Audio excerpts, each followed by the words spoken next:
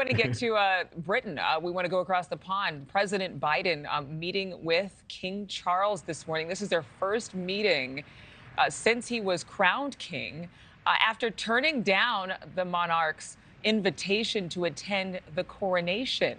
He's already met with Prime Minister Rishi Sunak and expected to have high tea and discuss a number of issues, including the environment. Biden saying that their relationship with the UK, our relationship as the U.S. with the UK, is rock solid. Niall Stanage is standing by with us right now. Niall, good morning to you.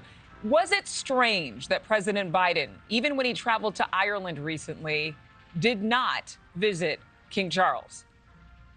Yes, I think it was. I think that time, the time he went to Ireland but didn't go to Britain, was a bit stranger than not going to the coronation. In tradition, American presidents have not typically attended British monarchs' coronations.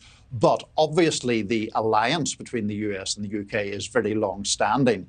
To be just across the Irish Sea from there and not go was a bit of a peculiar and perhaps meaningful decision for President Biden, given how proud he is of his Irish-American heritage.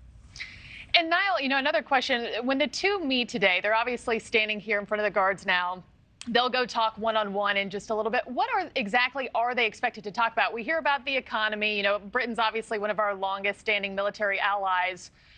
What exactly are they going to talk about, and what would be deemed a success following this sit-down one-on-one? What they're going to talk about, Markie, is primarily the environment. That's a very long-standing interest of King Charles's. We understand that there is going to be a joint briefing from the British Energy Secretary and from John Kerry, the US Special Envoy on Climate.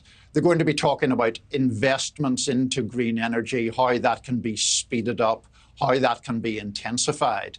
Now, in terms of what constitutes success, I think really just a calming of the waters, because there has been this perception, certainly in Britain, that President Biden has a bit of a historic grievance against Britain. And so I think anything that gets past that will be helpful, as well, of course, as the avoidance of gaffes, which is important for any president on any foreign trip. Well, particularly one that's running for re-election. We also know that he's expected to discuss the war in Ukraine with Russia and the decision by the U.S. to provide those cluster bombs, something that Britain has not agreed to. In fact, they have a ban in place, along with more than 120 other nations. Is this something of a peaceable meal or an olive branch extended to make sure that we're not offending the Brits any more than we already have?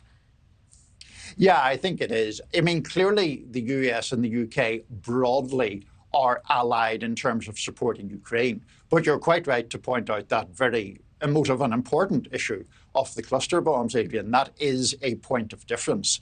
The whole broad point of this trip to Europe, not just Britain, is to try to keep the NATO alliance as strong as possible in offering its support to Ukraine. So obviously, if there was any kind of real schism with the UK on that, that would be a problem. So this sort of thing that we're seeing right now, even the pomp and circumstance, is, I think, important to mending those fences or keeping those fences strong, at least. And how is, at this, day and age today, what is the relationship like between Britain and America right now? Where do things stand, Niall? Well, I mean, you mentioned the economy earlier on, Markie. There is a bone of contention there, which is that when the UK left the European Union, the advocates of that position were putting quite a lot of stock in the idea that they could get a free trade deal or a trade deal with the United States. That kind of comprehensive trade deal has not been forthcoming. President Biden was obviously, I think, fairly skeptical of Brexit itself. On the other hand, you have all this history and tradition, not just the Second World War, but before that, of closeness between the two nations, the so-called special relationship. That special relationship won't be vaporized very easily, even when there are points of tension. Yeah, absolutely not, especially as I'm sure King Charles has every intention of being as gracious as his good mother would have been if she were still alive. The president, President Biden, moving on from London, he'll travel to Lithuania for the NATO meeting. Do we know anything about that? Well, we know that it will be clearly focused primarily on Ukraine and trying to keep that solidarity that I was mentioning as strong as possible.